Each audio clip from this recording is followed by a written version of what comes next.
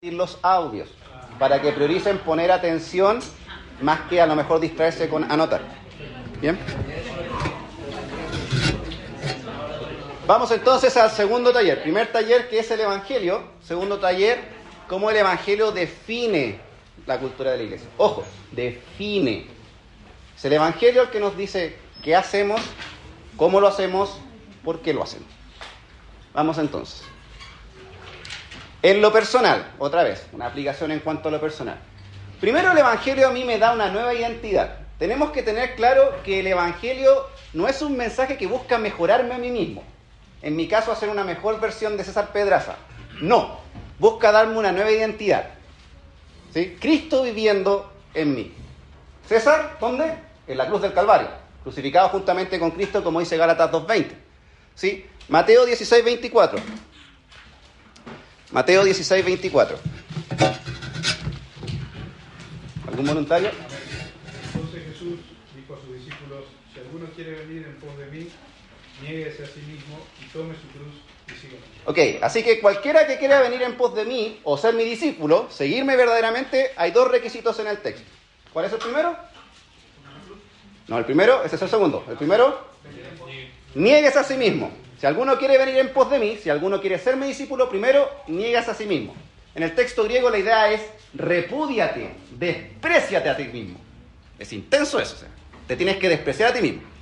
Y segundo requerimiento es que tienes que tomar tu cruz o alzar el travesaño. ¿Cuál es la idea? Alzar el travesaño era lo que hacían los que estaban condenados a muerte en crucifixión. Y lo alzaban cuando ya iban de camino al lugar donde iban a ser crucificados, como lo que pasó con el Señor Jesucristo. O sea, Jesús dice lo siguiente: ¿quieres ser un discípulo mío? Lo voy a parafrasear. Repúdiate y muérete. Suena fuerte, ¿eh? Pero dice, la única forma de convertirte en un verdadero seguidor mío. ¿Por qué? Porque lo tuyo no me sirve. Y yo no te vengo a mejorar. Yo te vengo a hacer una nueva creación. ¿Amén? Somos una nueva creación en Cristo. Por eso Pablo dice, con Cristo estoy juntamente crucificado. Ya no vive Pablo. Vive Cristo en mí. Y lo que ahora vivo en la carne, lo vivo en la fe del Hijo de Dios, el cual me amó y se entregó a sí mismo por mí. Fantástico. Nueva identidad. Soy una nueva creación. No es una versión mejorada de mí mismo. ¿Está claro? Segundo, da un nuevo propósito de vida. Citamos ya Romanos 8:29. Y a los que antes conoció también los predestinó para que fuesen hechos conforme a la imagen de su... ¿Cuál es mi propósito de vida? Es una pregunta con la que los creyentes se complican. ¿Cuál es tu propósito en la vida? No sé. Glorificar a Dios. Esa es la respuesta común, ¿sí? Porque estamos abrazando más, ¿no es cierto?, esa teología reformada y decimos, bueno, ya, la gloria de Dios, siendo fiel a la confesión de fe de Westminster. Pero la pregunta es, ¿eso es concreto o es abstracto? Porque al final la gloria de Dios, uno puede decir, bueno, sí, yo tengo que hacer todo para la gloria de Dios, pero en realidad Dios le da una forma concreta a eso. Tú vas a ser a alguien para mi gloria si llegas a ser a la imagen de mi Hijo. Así que el propósito de todos los que están sentados aquí y creen en Jesucristo es uno. ¿Cuál? Ser como Jesús. Y de ahora en adelante, cuando alguien te pregunte, ¿cuál es tu propósito en la vida? Ser como Jesús.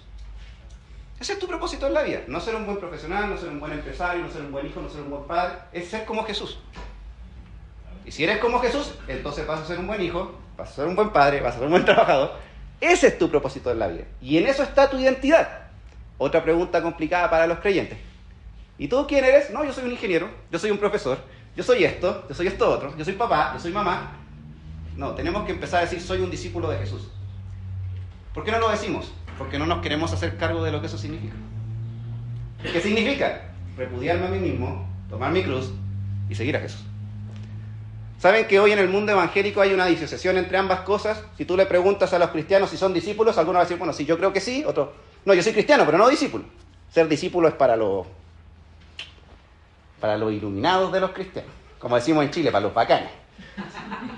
Pero no es eso, o sea, todo cristiano es un discípulo. Debe ser un discípulo de Cristo. Y si quiere vivir como tal, Jesús dijo, son dos requerimientos. Repúdiate, muérete. Bueno, te doy una nueva vida, una nueva identidad. Eso es lo que el Señor demanda de nosotros. Y no es menos. Y no es para algunos, es para todos. ¿Saben? Tristemente creo que yo puedo decir que hoy las iglesias están llenas de cristianos, pero tienen muy pocos discípulos. Son dos cosas, usando la terminología de muchos cristianos, distintas. Pero para la Biblia, para el Señor es una cosa. Si eres un hijo de Dios, eres discípulo. El Señor Jesucristo tuvo esta dinámica. ¿Se acuerdan de Juan 8, no es cierto? Cuando confrontó a las personas, dice, ustedes me siguen porque comieron pan. Y el Señor los confronta con su maldad, confronta a los fariseos, le dice, vosotros sois de vuestro padre el diablo. ¿Qué es lo que pasa al final? Lo que pasa al final es que dice, endurece esta palabra. ¿Quién la puede oír? Y dice el texto, ahí en Juan, que después de esto, muchos dejaron de seguirle, muchos volvieron atrás. Y uno dirá, bueno, Jesús ahí detuvo todo, dijo, no, pero no me malentiendan, yo no quiero que se vayan. ¿No saben qué hizo Jesús? Miró para atrás, miró a los 12 y les dijo, ¿se quieren ir también? ¿Se quieren ir? Y ahí aparece Pedro. Fantástico, Pedro. Señor, no podemos. Solo tú tienes palabras de vida eterna. Nueva identidad, nuevo propósito. ¿Cuál es mi propósito entonces? Ser como Jesús, ser como Cristo. Ese es tu propósito de vida. Si no sabías, ese es. Y ahora tienes que salir de ahí, por esa puerta, a decirle al mundo que ese es tu propósito de vida y hacerte cargo de eso. Porque te va a demandar vivir como discípulo. No como cristiano, según el mundo piensa que es el cristianismo. No solo te da un nuevo propósito, sino que te da una nueva tarea de vida. ¿Sí? Tu propósito es ser como Jesús. Y eso es sinónimo de ser creado para la gloria del Padre. Pero ¿cuál es mi tarea de vida? ¿A qué me tengo que dedicar ahora? A ser discípulos. Recuerden que en ese versículo el mandamiento, el imperativo, es hacer discípulos. Todos los otros son lo que se llama en el texto griego participios subordinados. ¿Qué significa? Que esta es la forma en la que se hacen los discípulos. Yendo, bautizando y enseñando. Pero la orden es hagan discípulos. Así que el Señor te rescató para que te convirtieras en un discípulo de Él. ¿Para qué? Para ser más discípulos. Fantástico. Súper simple. Mi propósito de vida es ser como Jesús y mi tarea de vida es ayudar a otros a ser como Jesús. Y haciendo eso, me voy a seguir pareciendo a Jesús. Eso es verdadero cristianismo. Eso es vivir a la luz del Evangelio. Hay que dejar los programas, las actividades, el activismo, los planes de crecimiento. Hay que volver a la Biblia. Y volver a la Biblia significa volver a Jesucristo y a sus propósitos. Me rescató para ser como Él. Y eso significa que ahora debo vivir como Él. Hermanos, es una vida de desafío, es una vida de lucha, es una vida que el mundo no aplaude, es una vida que el mundo menosprecia. Pero de eso se trata, de identificarse con los padecimientos del Salvador. ¿Sabe cuál es la principal razón por la cual no vivimos como discípulos? Porque la mayoría de nosotros quiere vivir mejor que el maestro, siempre. O si quieres ser un discípulo, como Steve Lawson publicó hace poco en su libro, te va a costar todo. Eso es lo que Jesús te demanda. No dame parte, dámelo todo, porque me pertenece. Todo lo que tenía que ver con tu vida pasada, tus antiguos anhelos, tus antiguos deseos, en la cruz del Calvario. Y a Dios no le sirve. Nueva vida, nuevo propósito, nueva tarea de vida. ¡Felicidades! ¡Felicidades! Ahora eres un discípulo de Jesucristo que ve el mundo a través de sus enseñanzas. ¿Te fijas cómo esto corrige tu cosmovisión de ti mismo? Te da una nueva identidad, te da un nuevo propósito de vida, te hace entender quién realmente eres. Eso es lo que Cristo hizo por nosotros. Siguiente. Mi visión cambiará. ¿Sí?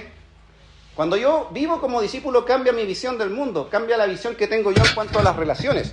Por ejemplo, como hijo, que dice Efesios 6, 1 al 3.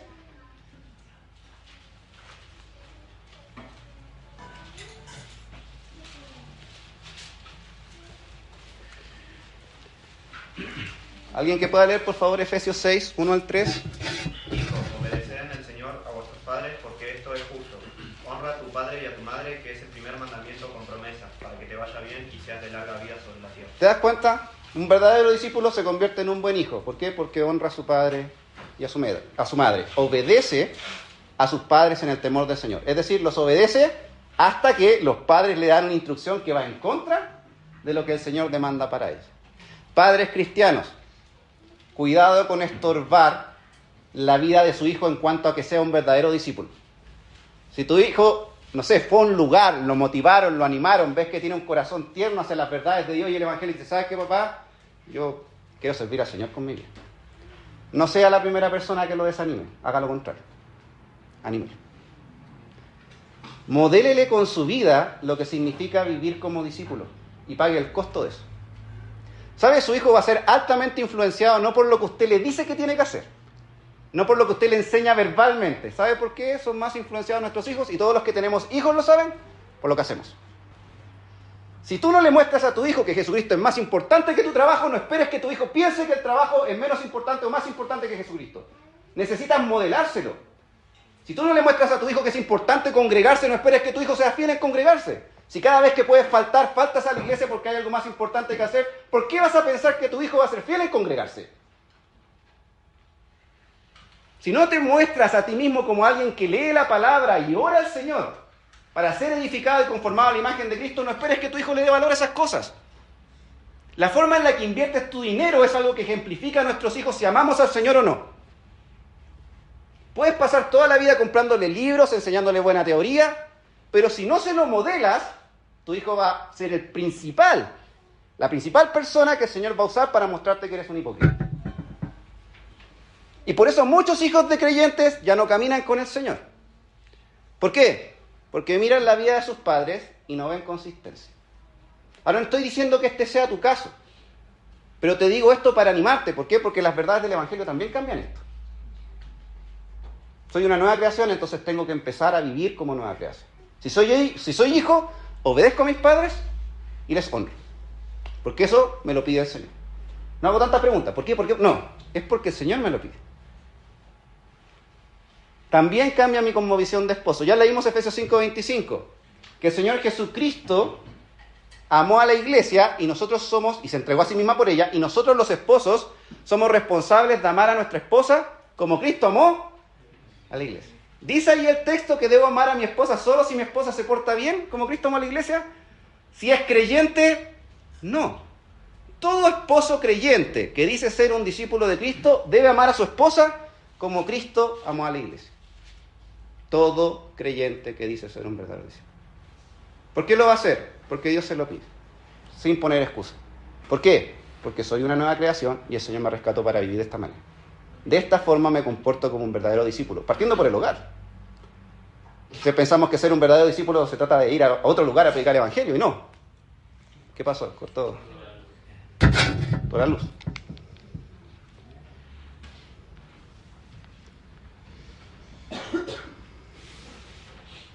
Sigamos. Yo tengo aquí la presentación pequeñita. Usted después la va a tener, así que no se preocupe, pero avancemos. Así que como padre, como esposo, como hijo, también como amigo, la Biblia tiene enseñanzas y principios en cuanto a la amistad, como por ejemplo Proverbios 17:17. En todo tiempo, ama el amigo. También Proverbios enseña de que hierro con hierro se aguza, y así el hombre aguza el rostro de su amigo. Lo tengo acá. Muchas gracias. ¿Sí? También como trabajador o siervo. Resulta que soy trabajador, soy empleado. La Biblia también me da principios en la carta a los Efesios en cuanto a cómo debo vivir como siervo si soy un discípulo de Cristo. No sirviendo al ojo del hombre, no sirviendo al amo terrenal, sino entendiendo que sirvo a Cristo a través del trabajo que hago. Y entonces no me quejo, no llego tarde, no saco la vuelta, doy ejemplo. ¿Para qué? Para que la gente diga, ¿por qué esta persona no abusa, no se porta mal, no saca provecho, no saca ventaja de esta situación? Y la respuesta que usted va a dar es porque soy un discípulo de Cristo. ¿Sabe? En Chile se está dando una dinámica algo extraña. No sé qué pasa en Argentina, yo no conozco la realidad, pero en Chile cuando un profesional es despedido lo indemnizan. Entonces te pagan la cantidad de años que serviste equivalente a lo que sería un sueldo mensual. O sea, si trabajaste 10 años y te despiden, te van a pagar 10 sueldos mensuales. ¿Se entiende? Si renuncias, no te pagan nada. Y hay creyentes que se dan cuenta que tienen que renunciar de su trabajo porque es lo que el Señor les pide, porque el trabajo ha sido algo que ha afectado su vida espiritual, su vida matrimonial, su vida de iglesia. Y dicen, sí, pero voy a hacer las cosas mal para que me echen, porque si me echan me pagan la indemnización. Y uno se puede reír de eso, pero hay muchos creyentes que caen en esa práctica. La pregunta es, ¿estás dando testimonio de ser un discípulo de Jesús con esa actitud? Sí, pero es que si no lo hago, y todos lo hacen, pero si no lo hago, pierdo el beneficio económico. Entonces el beneficio económico regula si vivo como discípulo o no de forma honesta y transparente en mi trabajo. ¿Se entiende? ¿Qué hace el Evangelio? El Evangelio altera eso en mi vida y me hace vivir a la imagen de Cristo.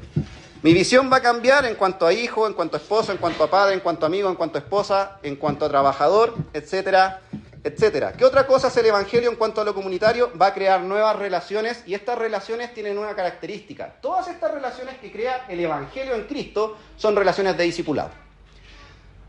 ¿Por qué? Porque en Cristo tenemos en común todas las cosas. ¿Qué es lo que ocurre hoy? No nos juntamos con las personas porque decimos, no, es que yo no tengo temas en común con él. ¿Sabe que la Biblia dice que en Cristo tenemos todas las cosas en común? Todas las cosas en común. ¿Cuál es el problema? Que no nos juntamos a hablar de Cristo. Pero el Evangelio regula eso. Eres una nueva creación, eres un discípulo de Cristo, por lo tanto tu tarea ahora es ayudar a otros a que se parezcan a Jesucristo. Y si quieres ayudar a otros a que se parezcan a Jesucristo, tienes que enseñarles las cosas que Jesucristo enseñó y modeló. Y no solo lo tienes que hacer desde la teoría, como dijimos, sino que tienes que hacerlo desde la práctica. Las personas tienen que ver a Jesucristo formado en ti. Por ejemplo, si uno lee Romanos capítulo 1, versículo 8, ¿qué es lo que dice Romanos 1:8? Dice, primeramente doy gracias a mi Dios mediante Jesucristo con respecto a todos vosotros, de que vuestra fe se divulga por todo el mundo. Sigo con la lectura. Porque testigo me es Dios a quien sirvo en mi espíritu, en el Evangelio de su Hijo, que de sin cesar hago mención por vosotros siempre en mis oraciones, rogando que de alguna manera tenga al fin por la voluntad de Dios un próspero viaje para ir a vosotros. Ya Pablo quiere ir a ver a los hermanos, los recuerda en oración. ¿Pero por qué los quiere ver? Porque deseo veros para comunicaros algún don o alguna bendición espiritual a fin de que ustedes sean confirmados. Esto es para ser mutuamente confortados, no solo para confortarlos a ustedes, sino también para que ustedes me conforten a mí por la fe que nos es común a vosotros y a mí. ¿Saben? Nosotros somos responsables ahora como discípulos de Cristo de tener relaciones intencionales para la mutua edificación con todas las personas que nos relacionamos. ¿Cuál debe ser el tema de conversación de nosotros en la mesa cuando nos juntamos? Jesucristo. ¿Cuál debe ser el tema para con los inconversos? Jesucristo. Tenemos relación con ellos. ¿Para qué? Para llevarlos a Jesucristo. Y si tengo relación con otro hermano, ¿para qué es? Para llevarle a Jesucristo. Para que él me lleve a Jesucristo. ¿Saben lo bendecidas que serían nuestras conversaciones si cada vez que nos juntamos yo te hago esta siguiente pregunta? ¿Qué ha estado haciendo Jesús en tu vida? ¿Se daría cuenta lo beneficioso que sería tratar los unos a los otros si nos tratamos con esa pregunta en primera instancia? ¿Qué está haciendo Jesús en tu vida, hermano? ¿Qué bendición has recibido de lo alto? ¿Cómo has crecido? ¿Qué pecado estás dejando? ¿Con qué pecado estás luchando? Y has visto la gracia del Salvador en ti. Pero debemos confesar que generalmente no es nuestro tema. De hecho, evitamos muchas veces ese tema. ¿Por qué? Porque abordarlo significa exponerse, significa ser sincero, significa mostrar nuestras debilidades. Pero el Evangelio crea nuevas relaciones. Efesios capítulo 2, del 19 al 20. ¿Alguien que lo pueda leer, por favor? Efesios 2, 19 al 22. 19 al 22. Efesios 2, 19 al 22.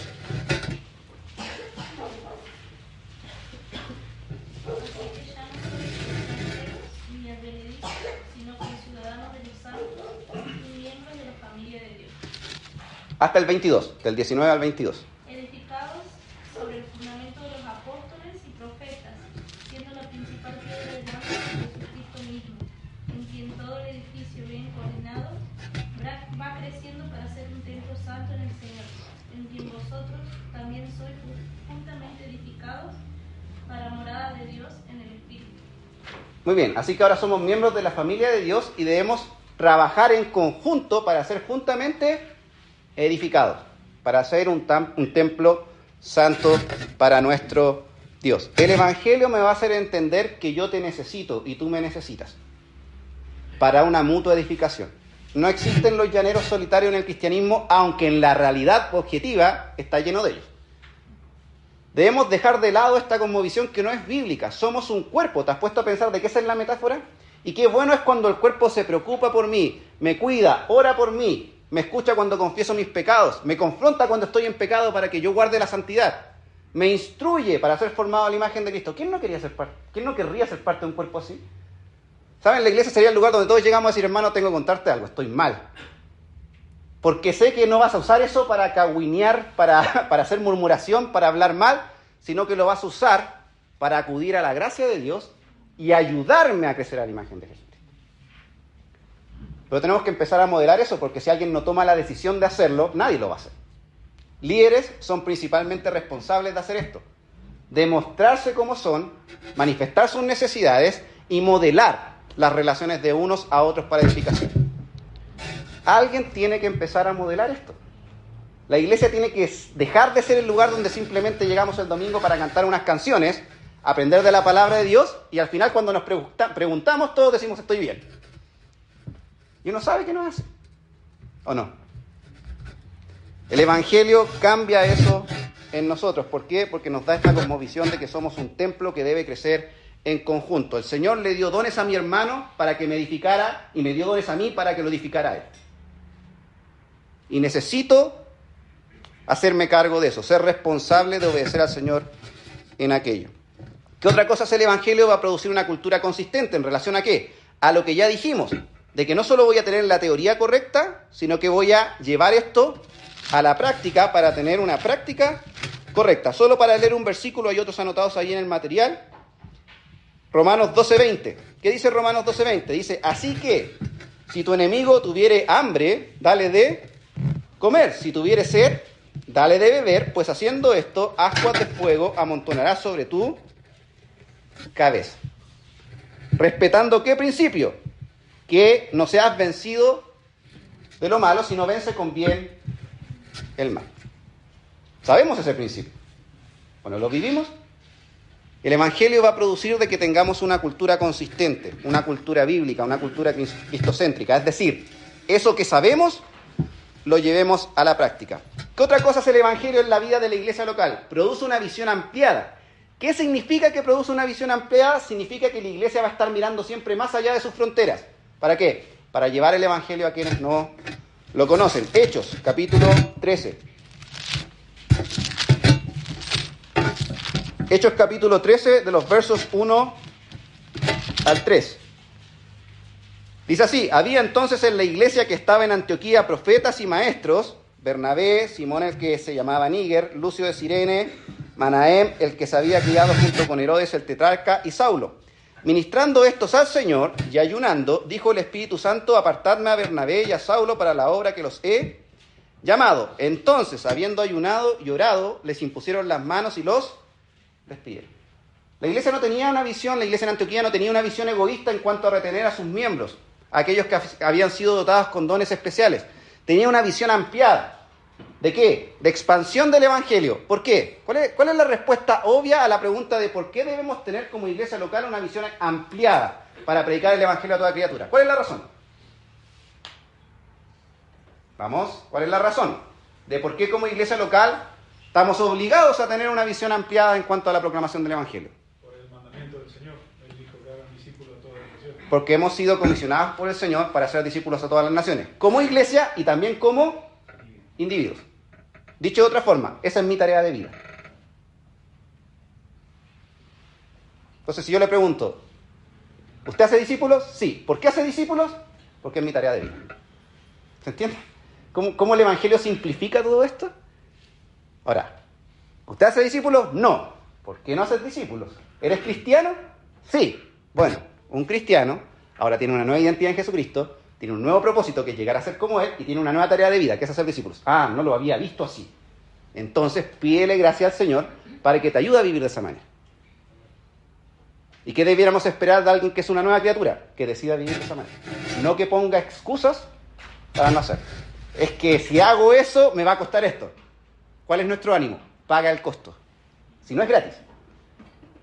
Cualquiera que quiera ser mi discípulo debe despreciarse a sí mismo, tomar su cruz, y entonces, ahí recién, me puedes seguir.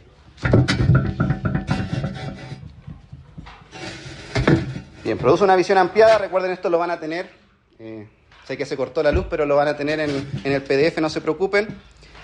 Regula los ministerios y el ejercicio de los dones, sumamente importante. Una dinámica especial se da en las distintas iglesias con respecto a qué se hace, qué no se hace, qué ministerios se hacen, quiénes lideran esos ministerios, por qué existen esos ministerios. Rara vez la Biblia habla de algo de ese tipo. De hecho, no lo menciona, eso es lo más interesante. Guarda silencio con respecto a eso en cuanto a la iglesia del Nuevo Testamento. Pero sí menciona algo de forma categórica que tiene que ver con el ministerio de los dones y el ministerio de los unos a los otros. ¿Qué quiero que entiendan? Que en cuanto a la iglesia local y su cultura, el Evangelio hace que cada integrante de la iglesia local o cada miembro de la iglesia local tenga un ministerio. Porque todos en la Escritura son desafiados a amarse unos a otros, perdonarse unos a otros, alentarse unos a otros, exhortarse unos a otros, edificarse unos a otros, orar unos por otros. En griego es el pronombre recíproco alelón. Búsquelo. Está lleno el Nuevo Testamento de eso. ¿Por qué? Porque todo creyente es responsable de llevar eso a la práctica. Qué distintas serían nuestras iglesias si todos los domingos la gente que entra por esa puerta entra con esta misión. Yo voy a exaltar a Cristo, voy a aprender su palabra, pero voy a cumplir lo que me pide. Voy a ser de bendición a mi hermano. Me voy a juntar con alguien a orar, unos a otros. Voy a confesar mis faltas para que oren por mí, unos a otros. Voy a manifestarle amor práctico, unos a otros. Voy a estimularle al amor y a las buenas obras, unos a otros. Voy a edificarle, porque le voy a compartir algo que el Señor hizo en mi vida esta semana. Sería fantástico. Y no hay que invertir plata, no hay que gastar dinero en los micrófonos, en las cosas, ¿no es cierto?, en todo lo que hacemos, y que no es que esté mal, no me malentienda. Pero tenemos que volver a lo que la Biblia dice en cuanto a lo que son los ministerios bíblicos. Los ministerios bíblicos están regulados por el Evangelio. Y todo creyente delante del Señor Jesucristo, a través del poder del Evangelio y del Espíritu Santo en su vida, es responsable de hacer su ministerio en la iglesia. ¿Lo habías visto así? Tienes un ministerio que cumplir todos los domingos. Todos los domingos. ¿Por qué? Porque eres responsable de cumplir con los unos a otros. Hermano, pero no alcanzo a cumplir todos los unos a otros un domingo. Por eso tienes que seguir viniendo y por eso tienes que invitar a hermanos y relacionarte con hermanos durante la semana. Para seguir cumpliendo con la mutua edificación. ¿Por qué? Porque nos necesitamos. ¿Sabe que, hermano, usted puede discutir en cuanto a esto, puede patalear, pero este es el diseño de Dios para la iglesia? Este es el diseño de Dios para la iglesia. Si tiene algún reclamo, hágaselo a él. Pero esto fue lo que diseñó el Señor para que crezcamos, a través de relaciones de edificación mutua.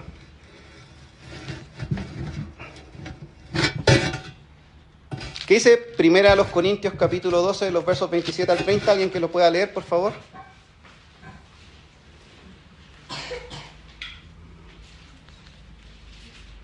1 Corintios capítulo 12, los versos 27 al 30. Vosotros pues sois el cuerpo de Cristo y miembros cada uno en particular, que a unos puso Dios en la iglesia, primeramente apóstoles, otros profetas, los terceros maestros, luego los que hacen milagros, después los que sanan, los que ayudan, los que administran, los que tienen don de lenguas. Son todos apóstoles, son todos profetas, todos maestros, hacen todos milagros, tienen todos dones de sanidad, hablan todos lenguas, interpretan todo. Permítame complementar eso con Romanos capítulo 12, versículos 6 al 8, también hablando de los dones. Dice, de manera que teniendo diferentes dones según la gracia que nos es dada, si el de profecía, úsese conforme a la medida de la fe, o si el de servicio en servir, o el que enseña en la enseñanza, el que exhorta en la exhortación, el que reparte con liberalidad, el que preside con solicitud, y el que hace misericordia con alegría. El Señor capacitó a cada uno con habilidades espirituales diferentes. No es para que todos hagan todo, o para que unos pocos hagan todo. Es para que todos los integrantes del cuerpo de Cristo cumplan lo que el Señor les pide. Como dice la Escritura, ¿no es cierto? Pedro dice, cada uno según el don que ha recibido, ministrelo a los otros. Todos son responsables de ministrar a los otros conforme a la multiforme gracia de Dios. ¿Se da cuenta cómo el Evangelio altera esto? Si los creyentes cumplieran con su ministerio de unos a otros los domingos, los programas se acabarían. Lo encuentro fantástico. Es totalmente contracultural. Y es contracultural no en cuanto al mundo, es contracultural en cuanto a las iglesias evangélicas. Pero usted estaría de acuerdo conmigo en que si nosotros nos sometiéramos a la palabra en este aspecto, las relaciones comandarían la realidad de la iglesia. Y entenderíamos que el ministerio jamás se trató de actividades y programas, sino que siempre se trató de personas. Siempre se trató de invertir en personas, de transmitir vida. de mostrarles cómo Jesucristo cambió mi vida para que ellos me muestren cómo Jesucristo ha cambiado la de ellos. ¿No sueñan con una iglesia así? Yo sueño con una iglesia así. Ahora, sé que el Señor la va a conceder cuando estemos en la gloria, en el estado eterno. Esa va a ser nuestra realidad. Pero eso no quiere decir de que en este lado de la eternidad no trabajemos en esa dirección. Pero tiene un costo. Quiero que entiendan eso. Tiene un costo. ¿Y qué otra cosa hace el Evangelio en cuanto a la iglesia local? En cuanto a la cultura de la iglesia local, le otorga una misión, un norte claro. Toda iglesia debe saber hacia dónde navega. ¿Hacia dónde navegamos? Hacia hacer más discípulos a la imagen de Cristo. ¿Por qué? Porque eso nos mandó el Señor. Existimos para ser más discípulos a la imagen de Cristo. Entonces, cuando la iglesia tiene que votar algo, por ejemplo, hermanos, ¿saben qué? Vamos a apartar, no sé, $200 mensuales para apoyar a un hermano que va a ir a plantar una iglesia, no sé, en alguna ciudad donde les guste que se plante una nueva iglesia bíblica, en Argentina. Denme una ciudad. Acá en Junín. Acá ya está desarrollándose una iglesia. Pero supongamos que usted quiere que se plante una iglesia, por decir un lugar, en Buenos Aires. Ya, no, yo sé que hay iglesias, pero ¿qué haría la iglesia acá? ¿Qué debiera hacer? Todos debieran decir sí. Nadie debiera preguntarse si eso es lo correcto con nuestros bienes. ¿Por qué debieran decir que sí? A ver si han entendido. ¿Por qué debieran decir que sí?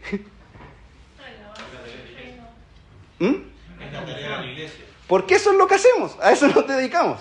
Es como si yo fuera alguien que pega cerámicas y viene alguien y me dice, te quiero contratar para pegar cerámicas. No. La respuesta obvia es sí, porque yo me dedico a pegar cerámicas. Es la voluntad de Dios que hayan iglesias bíblicas, y métase bien esto en la cabeza, en toda comunidad, de toda región, de todo país, de todo continente, de todo el mundo. Jamás deberíamos hacernos la pregunta si es la voluntad de Dios plantar una iglesia o no. Siempre lo es. ¿Ven? ¿Por qué? Porque el Evangelio dice eso. ¿Cómo sé que voy a tener éxito en la tarea de una plantación de iglesias si es que lo hago conforme a la voluntad de Dios? Porque Jesús me dijo, toda potestad me es dada en el cielo y en la tierra. Tengo todo poder, poder absoluto. Ve y hace discípulo. Yo hago lo que me pide el Señor hace lo que yo no puedo hacer, que es transformar el corazón de las personas a través de la enseñanza de su palabra. Pero como su palabra es viva y eficaz, transforma el corazón de las personas.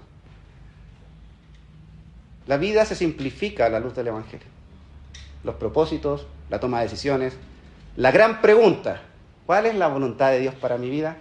Doy la respuesta, anótenla, para que no se le olvide nunca. La voluntad de Dios para tu vida es llegar a ser como Jesucristo. ¿Qué significa eso? Que te tienes que dedicar a ser discípulos. Sí, pero es que, hermano, si yo hago esto como usted lo pide, tengo que dejar esto, déjalo. ¿Vale la pena? Es lo que el Señor pide.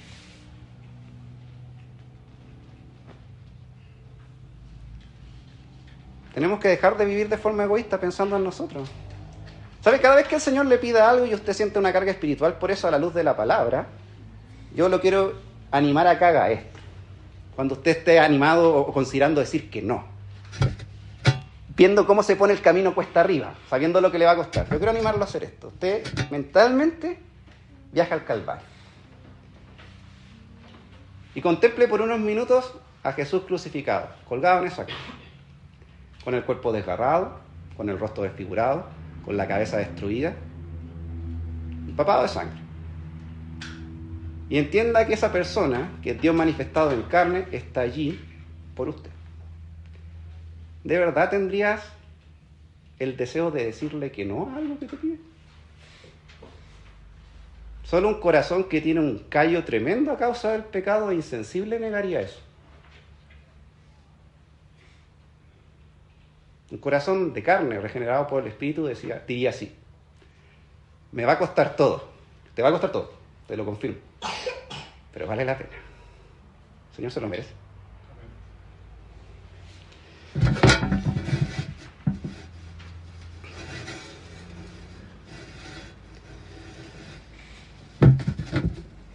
¿Qué otra cosa hace el Evangelio en la cultura de una iglesia local? Como mencioné, regula las finanzas. ¿Te habías puesto a pensar en eso?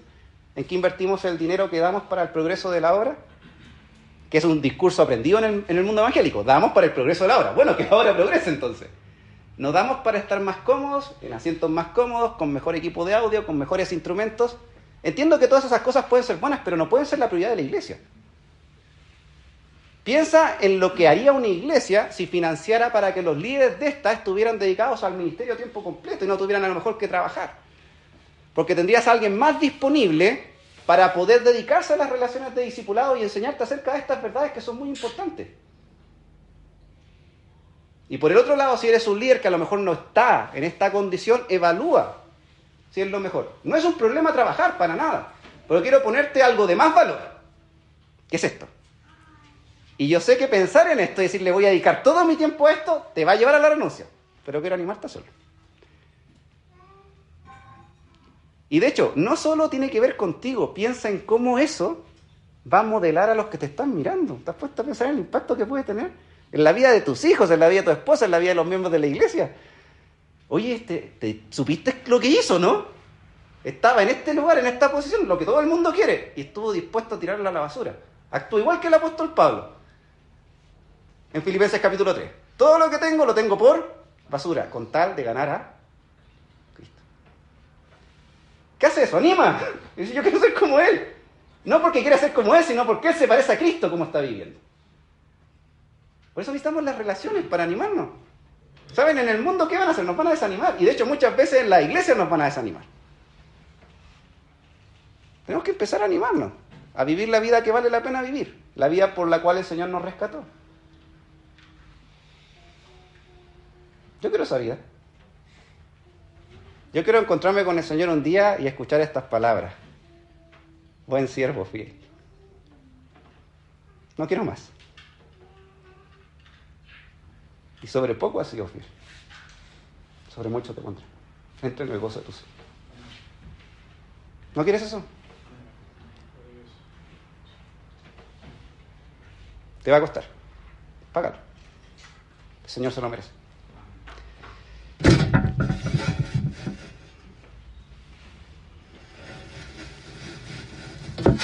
Bueno, regula las finanzas, nuestras relaciones y también regula la reunión dominical. Una instancia a la que estamos muy acostumbrados. ¿Qué debiéramos hacer en una reunión dominical? Bueno, aprendan esto.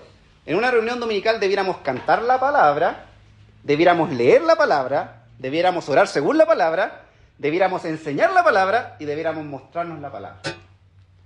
Eso hacemos el domingo. Nos juntamos a cantar, como dice Colosenses y Efesios, salmos, cánticos, himnos espirituales. ¿Para qué? Para edificarnos. Por eso dice Pablo, la palabra de Cristo mora en abundancia en ustedes. Y van a poder instruirse los unos a los otros a través de cantar. Tengan cuidado con esa separación ficticia que se hace. Este es el tiempo de cantar, este es el tiempo de enseñar la palabra. No, las dos cosas son enseñar la palabra. Cantamos según la palabra. Por eso es importante cantar según la palabra. Cantamos la palabra, como dice Colosenses y Efesios, pero también oramos según la palabra. Vamos a orar conforme a lo que la palabra dice. No para pedir egoístamente, sino para pedir por la transformación de nuestras vidas, por el progreso del Evangelio, porque la gracia de Cristo sea desplegada en nosotros y manifestada al mundo para que puedan creer, para que aprendamos a amarnos los unos a los otros, para que podamos ser uno, para como oró Jesucristo y hablábamos recién en Juan 17, para que el mundo crea que tú me enviaste. Tenemos que hacernos cargo de que muchas veces el mundo rechaza el Evangelio que predicamos por nuestra propia culpa, por nuestro propio testimonio. Y el domingo nos vamos a juntar para cantar la palabra, para orar según la palabra, para enseñar la palabra y para también mostrar la palabra. ¿Cómo la mostramos? A través de las relaciones. Te muestro el amor de Jesucristo. Te extiendo el perdón, si es que me has ofendido. Te muestro misericordia, si tienes necesidad. Eso hacemos. No podemos simplemente decir, esto es la teoría. No, tienes que mostrarla, tienes que modelar. Soy responsable de eso delante del Señor. Y no hay excusa para no hacerlo, porque el Señor nos capacitó para hacerlo. Nos dio de su Espíritu, ¿no es cierto? Y nos dio su palabra. Medios de gracia en nuestras vidas para poder vivir conforme a lo que Él nos pide. Así que todo es regulado con respecto a la iglesia por el Evangelio. ¿Sí? Toda la cultura y quehacer de una iglesia local es regulada a causa del Evangelio. Aquí hay unas frases que quiero que recuerden. Van a estar en el PDF, pero miren, acuérdense de esto. Nunca olvidar. Una doctrina correcta más una cultura errónea es hipocresía. Si yo tengo sana enseñanza, pero mi vida no manifiesta esa enseñanza, eso es hipocresía. Una doctrina incorrecta, ahora la doctrina es errada, pero tengo una conducta que busca asemejarse a Cristo, eso es pasión o sentimentalismo. Pero una doctrina correcta más una cultura correcta, ¿sabe qué es? Poder de Dios para salvación. Las iglesias son responsables de desplegar el poder de Dios a todo el resto del mundo. Y lo van a lograr en la medida de que enseñan la verdad de la palabra de Dios, pero también en la medida en la que viven esa palabra de Dios. Vivir de esta forma, en lo personal en cuanto al Evangelio y en cuanto a lo comunitario, ¿saben qué requiere? Valentía. ¿Ustedes se acuerdan del episodio en Hechos capítulo 4 cuando son encarcelados y le dicen, ¿saben qué? No prediquen más, sino... ¿Y qué dicen los apóstoles? Señor, danos de nuevo. Dale de nuevo a tus siervos, dale valentía. ¿Para qué? Para predicar tu palabra. La vida cristiana requiere valentía. Pero ¿saben qué? El Señor puede darla. Y hay que pedirla para que el Señor la conceda. Quiero terminar leyendo esto, ¿ya? Y aquí termina el segundo taller. Howard Guinness hace una reflexión con respecto a la necesidad de la iglesia para que se levanten hombres y mujeres que vivan como discípulos. Y hace estas preguntas. ¿Dónde están los hombres que dicen no al yo, que toman la cruz de Cristo y la llevan tras Él, que están dispuestos, si es necesario, a sangrar, a sufrir y a morir por ello? ¿Dónde están los aventureros, los exploradores, los bucaneros por Dios, que consideran el alma de un hombre como de mayor valor que el ascenso o la caída de un imperio? ¿Dónde están los hombres dispuestos a pagar el precio de esa visión? ¿Dónde están los hombres de Dios? ¿Dónde están los hombres y mujeres de Dios? Dios quiere que uno diga como Isaías. Amén. Pero vuelvo a reiterar, eso tiene un costo, pero que vale la pena. Oremos. Padre, damos gracias por tu palabra en esta hora. Gracias porque alientas nuestros corazones a través de ella. Pero gracias también, Señor, porque nos confrontas. Perdona nuestro orgullo, nuestra autosuficiencia, nuestro egoísmo, Señor. Necesitamos más de ti en nuestra vida. Gracias por tu palabra que tiene poder para convencernos de lo que está mal, pero también para guiarnos en gracia a hacer el bien. Yo te pido por cada hombre y mujer que está presente en esta sala. Concédeles gracia abundante, Señor, para responder de manera positiva a las verdades de tu palabra. Sigue guiando nuestro tiempo juntos, te lo pido en el nombre de Jesús. Amén.